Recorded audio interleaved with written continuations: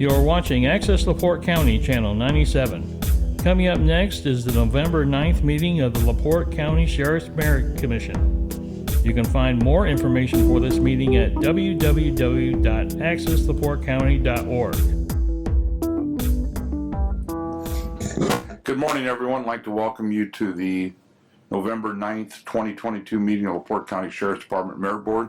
If you'd please rise for the Pledge of Allegiance. Mr. Schooley.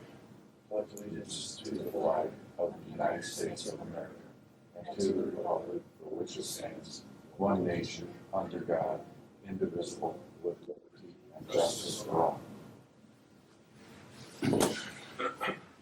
Thank you. Everyone receive a copy of the minutes from last month's meeting. Have you reviewed them? Is there a motion to approve? Motion. Second. Motion seconded. Any questions? All in favor signify by aye. Opposed? Thank you. Sheriff Boyd, how are you today? Good morning. Everything's great here. Thank you. Good. Good to see you. Good. Glad that you're here today. We ready to begin? Well, just for the record, Jim Miller will not be here today. He did contact me early, and he's going to be out of town today. So, but we still have a quorum, so we will continue. Okay, perfect. Before we get started, want to acknowledge that yesterday was the election, and I would like to congratulate Chief Deputy Ron Heeg, but I also want to congratulate Captain Andy Heineck, who is here with us today. These gentlemen ran just a fantastic campaign, and I'm proud of both of them. They were gentlemen about it because this is the public demands that gentlemen run this agency, and I commend both of them, and I commend their supporters as well. It's going to be fun to get back to business, and we've got the election behind us, and I look forward to moving forward. But again, my congratulations to both of them. They should be proud of themselves.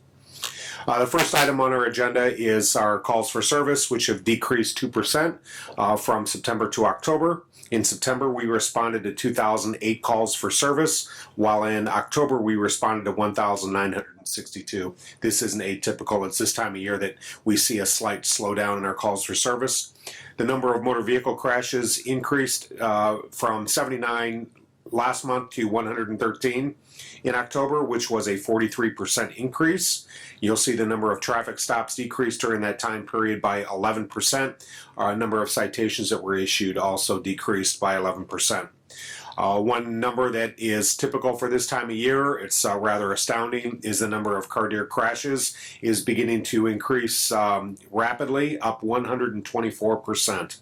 Our day shift patrols saw a 10% increase in their call load from September to October, while the afternoon shift had a 12% decrease in call volume. The midnight shift had a 10% call increase of calls for service. Deputy Disbro and Sanchez are in week 13 of their academy training.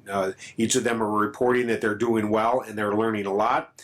The last 4 weeks of training has been a lot of practical hands-on training and instruction, and they're scheduled to graduate on November 18th. And again, they are at the Northwest Indiana Law Enforcement Academy in Hobart. Last week, Deputy Matthew Disbro was named a squad leader, which is a really prestigious position. It provides a lot of great experience and leadership training, and it's a position that was selected by staff instructors at the academy. We're really proud of him. We know that he's just a natural leader.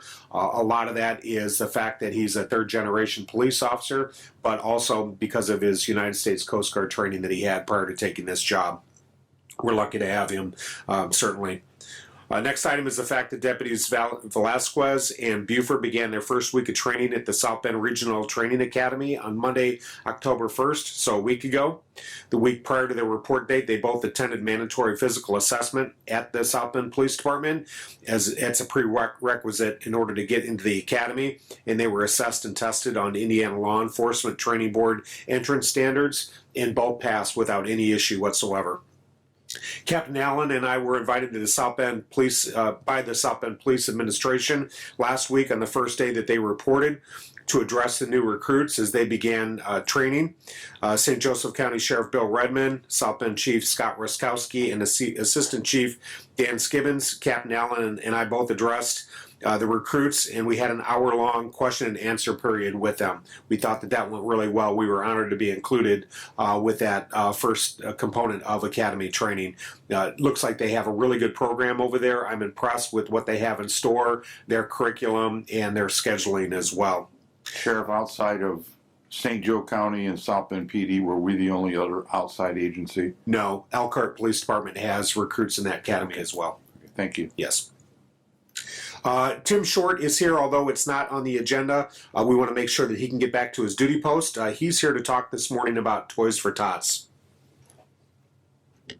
Good morning. I'll just take up a couple minutes of your time. It's that time of year again. We've, last couple of weeks, actually about October 12th or so, we started putting out our Toys for Tots collection boxes. We've got about 160 locations throughout the county. I've got 2 in each courthouse, 1 over in the Hyler building, 1 in our squad room, and then, like I said, about 160 locations. It'll run through about December 12th. That'll be our final pickup, and then we'll start passing out the toys to the kids. Last year, we collected about 13,600 toys, and we passed those toys out to 3,900 kids just in LaPorte County. Nationally, and I just got these numbers in August, we collected 5,212,000 toys, and we passed those out to 1,790,000 kids. Yeah, and that was done by 287 Marine Corps League detachments, like I'm part of. So a lot of guys doing a lot of work. In that same time frame last year, we also managed to collect about $4 million in cash, and we used that money to buy more toys for the kids. Or we kind of hold on to it. It pays for our national conference, the Toys for Tots National Conference, and we use it for other things. Like this time last year, if you remember, Kentucky got ravaged with tornadoes. We used money like that to buy more toys for the kids in Kentucky that wouldn't have a Christmas. And I'll get to more of that here in a second. It's another mission that we did earlier this year. I talked to you guys last couple of years about the social group of the Marine Corps League, the Devil Dogs. Every year we donate a check to whatever children's hospital is in the area where our national convention is at. This year we donated a check to the Halifax Health Children's. It's just a floor, like an ICU ward kind of floor at the Halifax Health, for $83,000. And we use that. They'll be able to use that to just buy equipment to help out the kids in need there. Everybody, we've all seen on the news since February-ish, Russia invading the Ukraine. And we got a little bit of a mission set up, and we managed, just in Indiana, we managed to collect 6,000 toys. And one of the RV manufacturers in Elkhart donated a convex box, a shipping box, and some space for us.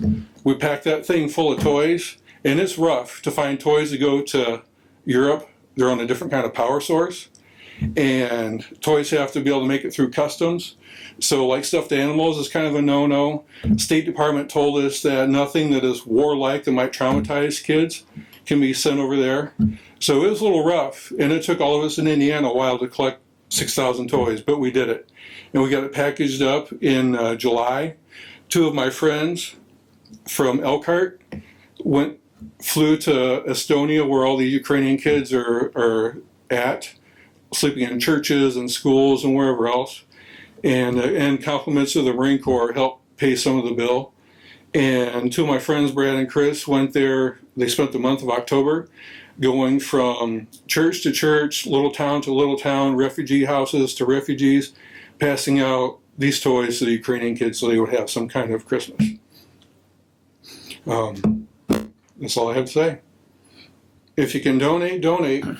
You see what the toys go to. So, thanks for your time. Oh, thank you, Captain. We appreciate it, and thank the Marine Corps League. That is absolutely phenomenal, and I'm sure there's some smiles going on over in Ukraine where they're normally frowning or scared to death. So thank you. Brad would, on his Facebook page, post pictures of the kids that they're passing all these toys out to, and he would have stories about the refugee families that he would encounter. Every day there would be a picture of a mother with her infant baby, and she would talk about her husband that had to stay behind to fight the Russians, and not knowing if he was still alive or not knowing what she was going to do day to day just to survive in Estonia for food or for shelter. Yeah, very, very sad.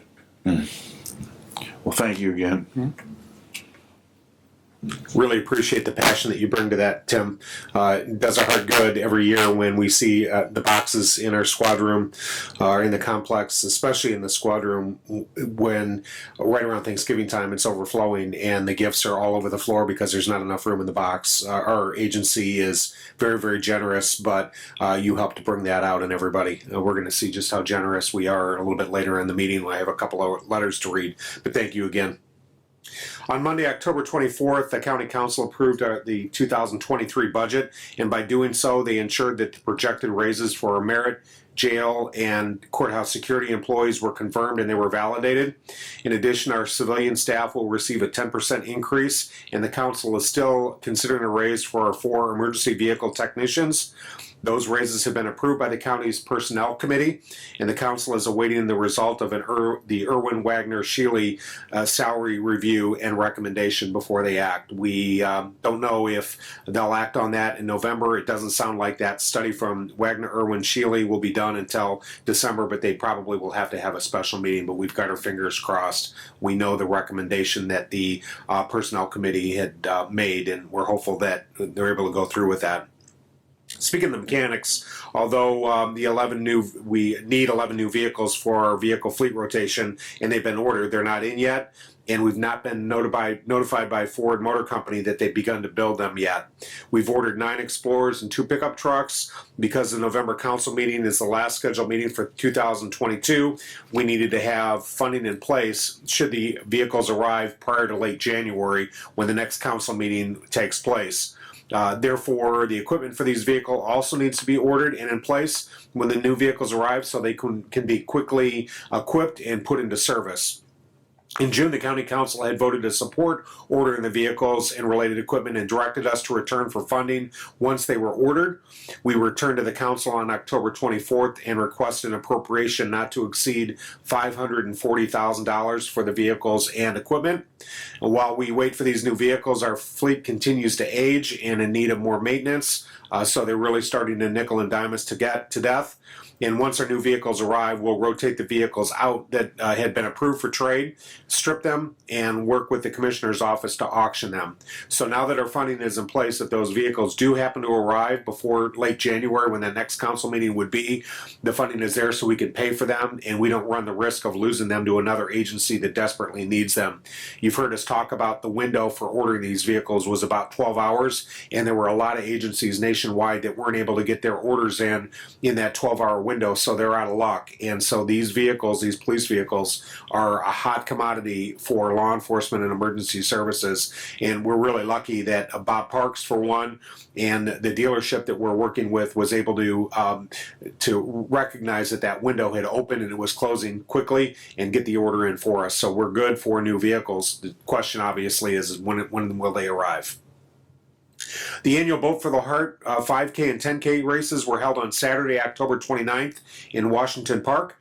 There were about 300 walkers and runners that participated in this year's races, and the goal for Boat to the Heart is to finish equipping our agency and our motor vehicle fleet with AEDs, and we believe that this year's race will enable us to do that. The Sheriff's Office had a great showing at the event with about 60 participants, and the tentative plan for next year's race will be to hold it in LaPorte around the lakes. Shout out to Captain Derek Allen, who ran the 10K.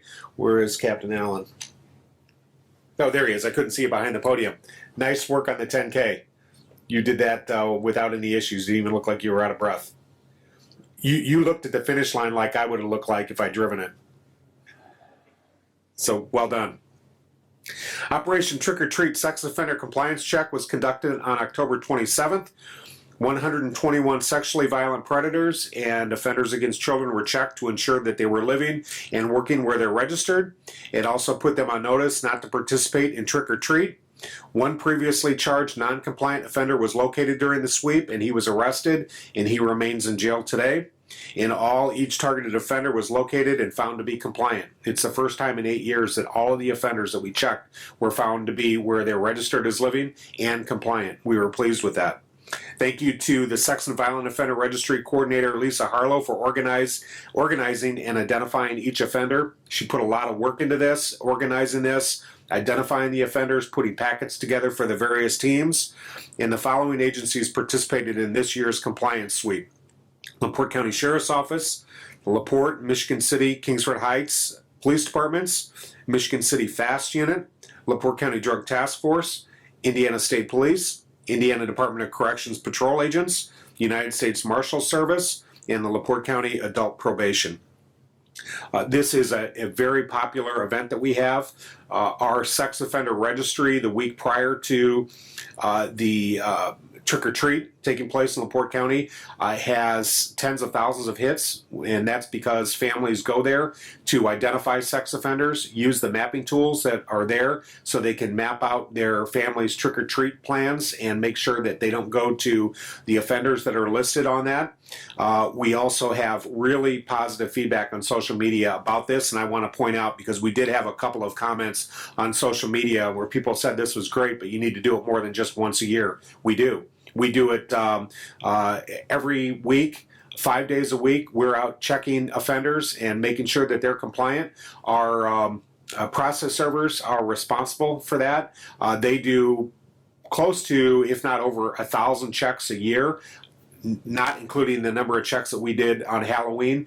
We're required by law to be checking them. The sexually violent predators, we're required to check on them at least once every 90 days, and we do that, so we're compliant with Indiana law. And the other offenders, we're always out checking not only their places of residence, but we're checking their places of employment, or if they're involved in schooling, we're checking that as well to make sure they're registered where they say they're going to school. The 59th Annual LaPorte County Sheriff's Children's Christmas Show will take place on Saturday, December 10th in the auditorium of the old Boston Middle School. The doors will open at 9 a.m. and the show will begin at 10.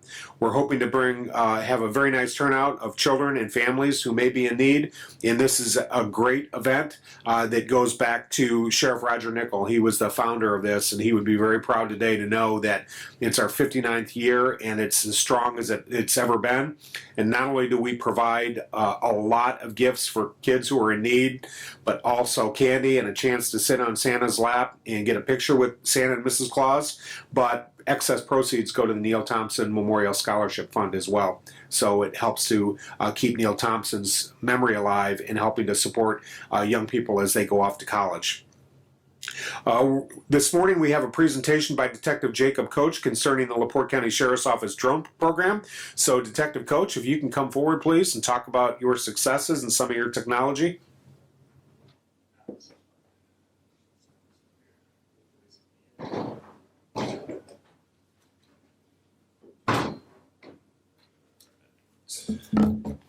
Good morning. Sheriff's Office has a drone program.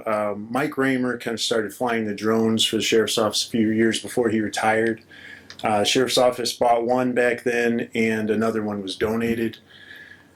I began coordinating a program in 2020. We started off with the 2 drones. Myself and Detective Austin Howell studied and passed the FAA Part 107 small UAS certification, which has to be renewed every 2 years. We've already gone through the renewal on that as well. In fact, ours is coming up in April, I believe, for a 3rd time. Our drones are all registered with the FAA and insured through the county with John Jones and Michigan Insurance. We utilize a drone logbook for public safety called Safety Drone, which is a neat, clean, organized program to keep statistical data of operations and equipment. The program is solely funded by local community grants. We raised $9,000 this year, and since the program was created in 2020, we've raised a total of $23,200. The presentation of the program and needed equipment was provided to the sheriff and administration, who approved the purchase of a new DJI Mavic 2 Enterprise Advanced drone and 3 DJI Mini 3 drones for indoor operations. Those funds came from the asset forfeiture account. Three of the Mini 3s are on pre-order. The manufacturer is not pushing those out yet. We did buy a Mini 2. I'll talk about that here in a little bit. Midnight shift, Deputy William Masterson was chosen to join the UAS team and became certified through the FAA. The drone program trains together once a month. We have trained with Valpo's drone team a few different times. They've had a team since 2015, 2016. They have about 10 certified guys there. So we've learned a lot from them. Detective Howell and I went to Ohio last year to an advanced UAS training course. We will be training with the Sheriff's Office ERT in the near future and have trained alongside the K9s. Since 2020, we have purchased 5 new drones. One of those was brand new. The others were used, which saved us thousands of dollars on that as well. Our advanced drones are enterprise models aimed toward public safety. They have a high-resolution thermal and 4K visual cameras, 32-time digital zoom. They also have several attachments. I'll show you a beacon, a speaker, and a spotlight. The next purchase for the team we would like to do would be a mobile command center with a 32-inch TV monitor. A lot of the time we go to these scenes, we bring back the data on a computer and we can see, say like the American Rubber, I flew the drone out there for 2 days in a row. The second day I flew it, I brought the data back to the computer and I could still see flames on the computer, which I couldn't see on the controller. So I think having a 32-inch monitor, mobile command center, we can see a lot more at the scene, especially with search and rescue things. I plan on adding a 4th operator next year. The Sheriff's Office uses these drones primarily for search and rescue operations, foot pursuits, crash scene documentation, warrant authorized surveillance, tactical operations support, aerial crime scene photography, hazmat scene observation, training flights, disaster response, large structure fires, protests, crowd monitoring, anything approved by the sheriff.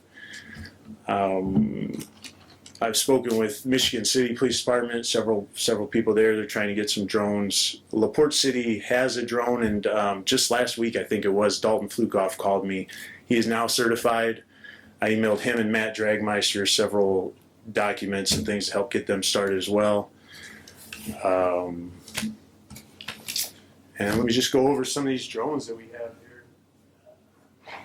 This one.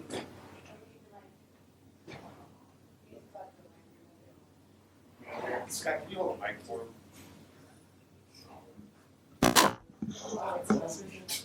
My God. All right, well. This first drone I opened is the DJI Mavic 2 Enterprise Advanced. Myself, Howell, and Masterson all have this drone. It's got the thermal, high resolution 32-time zoom camera. We each have around 3 or 4 batteries apiece. They run, they're rated for around 31 minutes per battery. Probably get around 23 minutes per battery realistically. As you can see the attachments there, you can put a 1,000 lumen spotlight on the drone, 100 decibel speaker, or a beacon you can see from 3.1 miles away. When I flew at the American Rubber Fire, it was very smoky. I had the beacon on there. It's flashing on the top, flashing on the bottom, so we can be able to see that. You always want to stay within a line of sight of the drone. These smart controllers run about $1,000 a piece. The nice thing is it's got a screen on it you can fly from. You don't have a bunch of cables and wires attached to a phone or a tablet. And we can also fly multiple drones from this controller. I can fly this one and this one as well. This other drone is the Mini. For indoor flights, for ERT, these things are just great for keeping personnel and everyone much safer, get eyes on. Take this out so they can see the size of it. Sure. Very quick to deploy.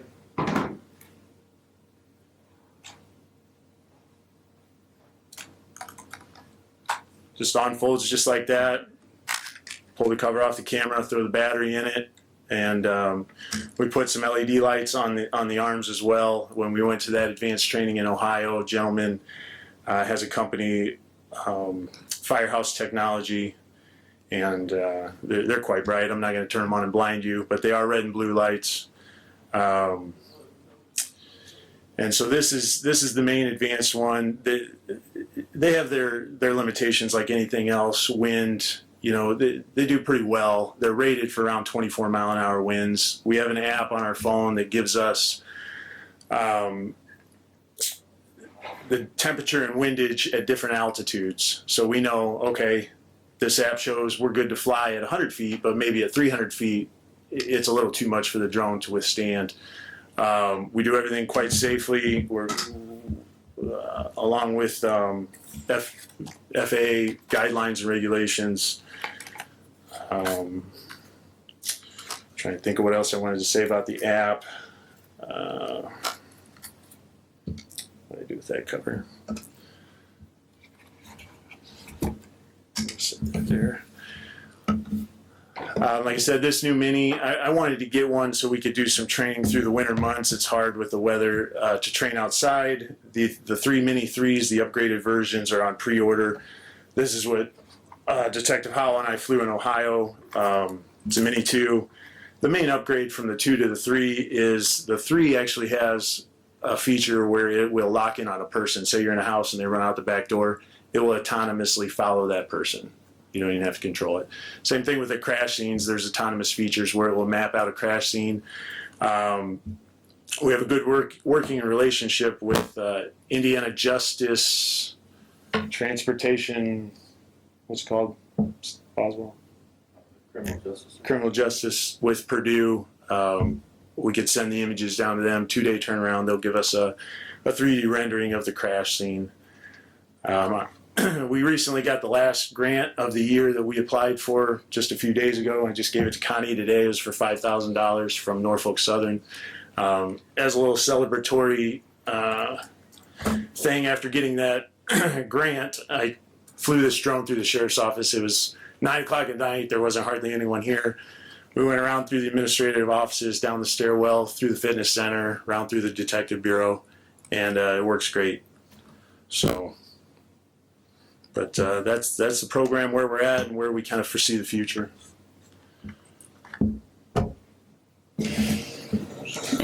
I just have a question, if you don't mind. So it's fascinating, first of all.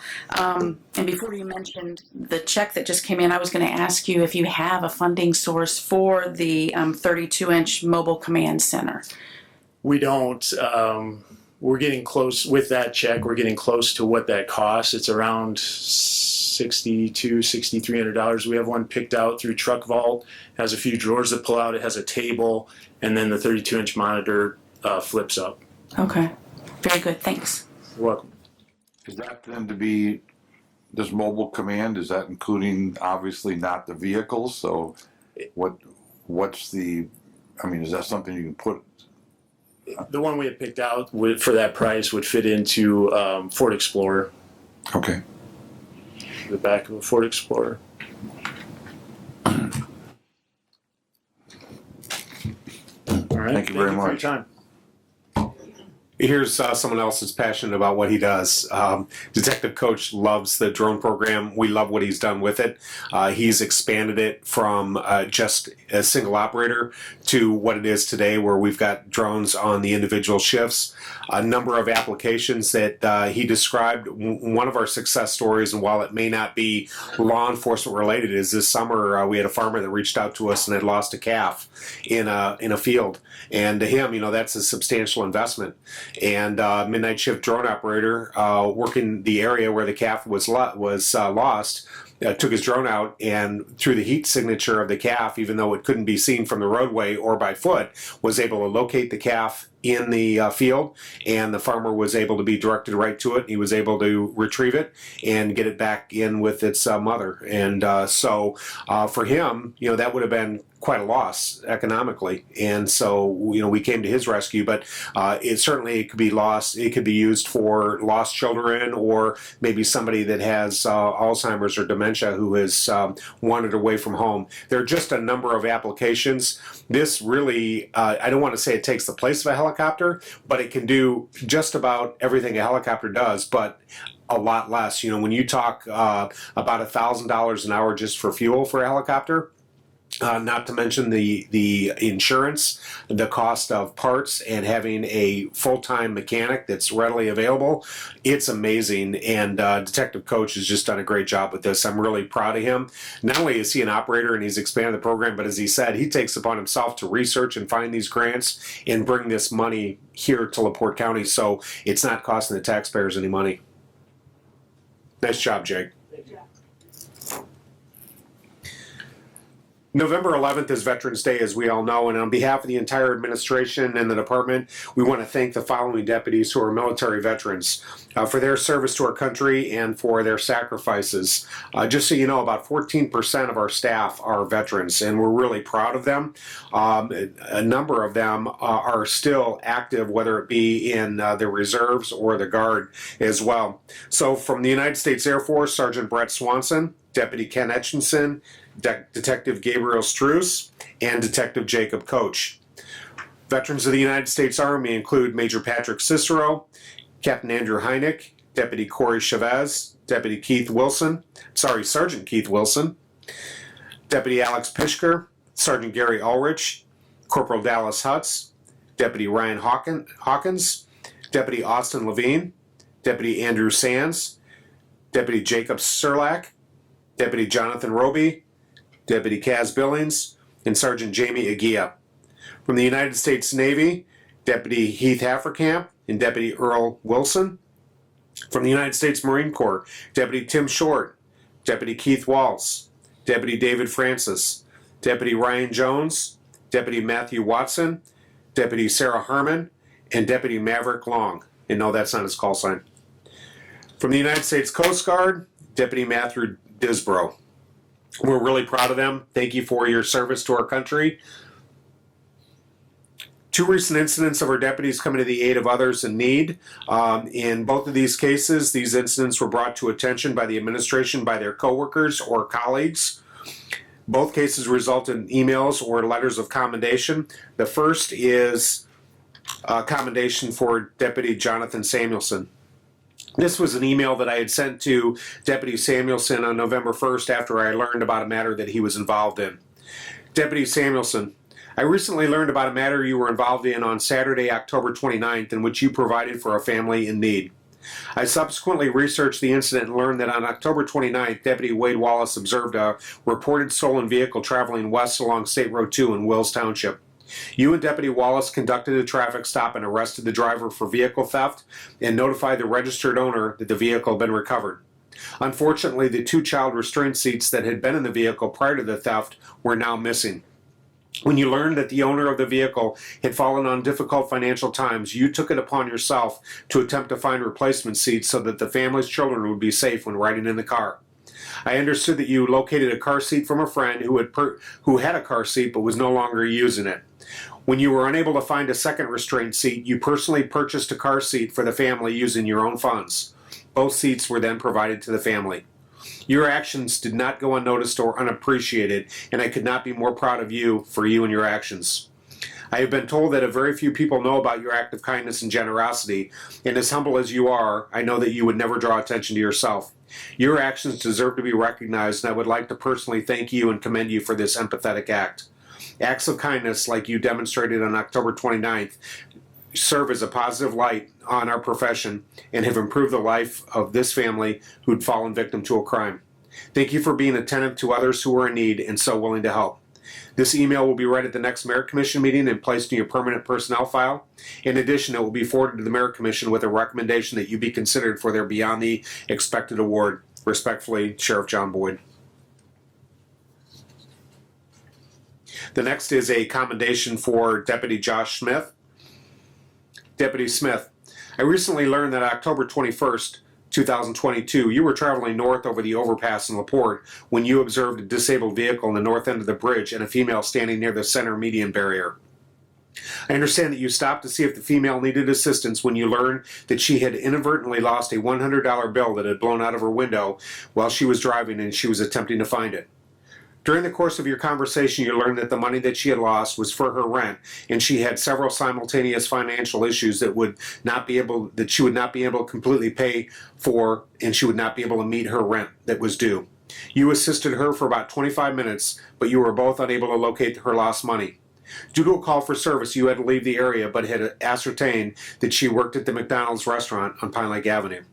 I learned that at the end of their shift, the matter of her lost money was bothering you, so you went to your bank and you withdrew $100 from your savings account and drove to McDonald's, and you presented her with $100 of your own money. I commend you for your empathy, generosity, and willingness to come to the financial aid of another person who was in need. Your actions were brought to my attention by a coworker, and your act of kindness has not gone unnoticed. Undoubtedly, your action relieved the stress while improving this lady's financial burden. Perhaps one of the most humbling aspects of this matter is that your actions were brought to our attention by a colleague, and your generosity was done without you bringing attention to yourself. There was no official report generated by you, merely a simple act of kindness. You did the right thing because it was the right thing to do. Your actions have made our star shine very brightly. Thank you for making a difference in the lives of others and making LaPorte County a great place to live. I can't tell you how proud I am of both of these deputies, but it's exactly what we do. Many people don't recognize what we do. We don't bring attention to ourselves, but we do it because it's our job to help others, and we make a number of sacrifices, and this is a great example of the sacrifices that we make and the good that we do within our community. So I wanted to recognize both of them, and as I had stated, both of these letters have been placed in their permanent personnel files, and I'm recommending to you that both be considered for the Beyond the Expected Award. Next, we have emails and letters of thank you or commendation. The first is a thank you from a family who suffered a house fire in which deputies Ryan Doporowski, Tyler Oberholzer, David Grimberg, and Sergeant James Lear responded and attempted to rescue a family dog. Dear Sheriff Boyd, on Saturday, October 8, 2022, your officers responded to a fire at my boyfriend's home. The fire was on Snyder Road Notice. Your officers were so very kind to us as we endured this tragic loss. The primary responding officer, Ryan Doporowski, was kind, compassionate, heroic in his attempts to save the life of our dog, Sky. Unfortunately, despite his efforts, Sky died. We will never forget how he tried to help us and support us during this terrible time. He is an asset to your department and to the citizens of LaPorte County. In addition, other responding officers included Tyler Oberholzer, David Grimberg, and Sergeant James Lear. There were also EMTs present who immediately jumped in to help save our dog and who grieved and helped us when she passed. I do not know their names, but I also experienced great comfort from them. This was a terrible tragedy that my boyfriend and I will likely relive for the rest of our lives. But the support of your department and the professionalism and integrity in which they all conducted themselves will remain close in our hearts forever. The response of all emergency departments, including the 7 fire departments that responded, speaks to the commitment of the folks who perform these very difficult jobs on a daily basis. The whole experience reminds me that mostly the world is made up of good people. This is a reminder we all need in today's day. My boyfriend and I wish the very best to all the officers involved. I'm very proud to be a member of this community and reside in our small, caring community. Again, a special shout out to Deputy Doporowski for all that he did to us. Please express our gratitude to him.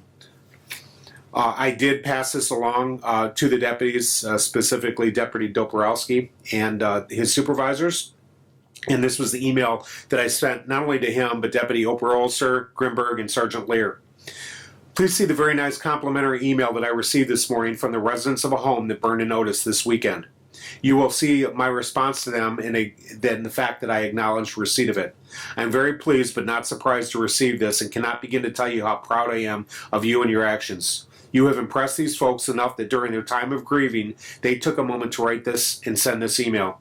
Thank you for casting such a positive light on the Sheriff's Office and for your profession.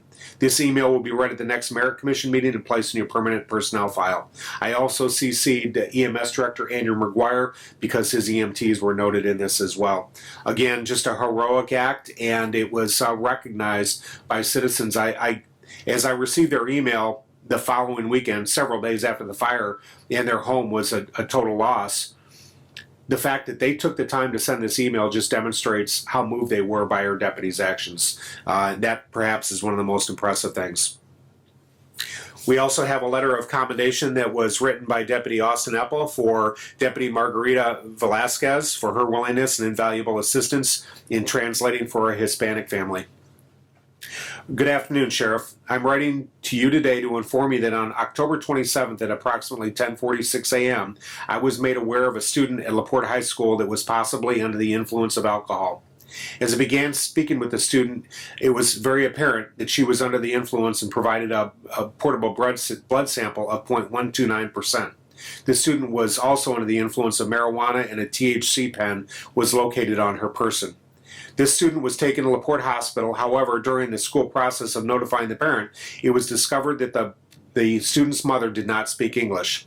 With much difficulty, myself and the staff at LaPorte High School attempted to communicate with the parent, and she was eventually able to understand that she needed to go to LaPorte Hospital to tend to her daughter. Upon my arrival at LaPorte Hospital, deputies Phillips, Smith, Buford, and Velasquez had also made their way to the hospital pursuant to an unrelated traffic crash resulting in an operating while intoxicated investigation. As I was attempting to utilize the hospital's translation services, I asked Deputy Velasquez if she would assist me in translating rather than using a telephonic translation.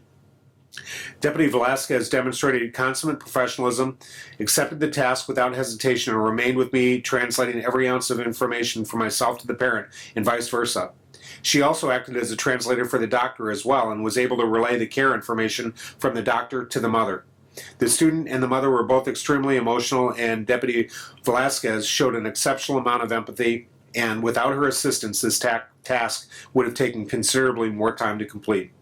Though this sort of behavior is expected from each deputy hired at the Sheriff's Office, I feel how Deputy Velasquez performed her duties and assisted me deserves, at the very least, recognition and commendation. I am unaware of her background, but this agency will be in good hands with her continued actions from Deputy Velasquez. Respectfully, Deputy Austin Epple. Really pleased that he took the time to write this. I can't remember the last time that we received a letter of commendation for a newly hired deputy prior to them going to the academy, prior to them going to field training and being out on their own. So this speaks volumes of her. I talked to her at the South Bend Police Academy last Monday, congratulated her for this, and she's humbled by this. She said it's just all in a day's work. That's what she wants to do. She wants to help people out.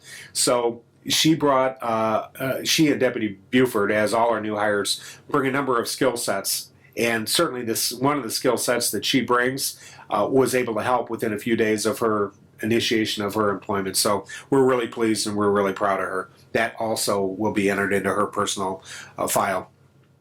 As a reminder, the next month's meeting is December 14th at 9 a.m. Also, as a reminder, the pension board meeting is going to follow this merit board meeting, and the warrants division, detective bureau, and jail monthly reports are attached. Thank you, Sheriff. A lot to digest there, and I appreciate you sharing all that with us. Are there any comments from the floor? Comments from the floor? Captain Allen, you're looking like you don't know if you want to jump up or not. Worried about pension. Say so. Well, hopefully this next meeting will resolve his anxiety. So, no more questions or anything from the floor? Okay, comments from the floor are closed. Jim? I just once again want to congratulate and thank Tim Short and his Marine brothers and sisters for what they do, not just once a year, but all throughout the year for the kids in LaPorte County and worldwide. Thank you. Also, congrats to all the deputies that received their letters of commendation or notice of good deeds. Keep up the good work. Ms. Mock? Tito, good. Hi, I had a question back to the raises, basically. Is there anything being considered for shift differential and/or area of specialty pay? Yes, on both. Currently, we do get shift differential pay. I think they're working on straightening out some issues that there were with the shift differential, making sure it's where it needs to be. I know Councilman Mullenhour is spearheading that. The council is aware of that. Specialty pay, that is part of the benefit package for next year. We've identified a number of specialties that require special certification. Risk has been taken into consideration. Time away from home, time spent off duty. Those specialties will receive additional compensation with a cap of up to 6%.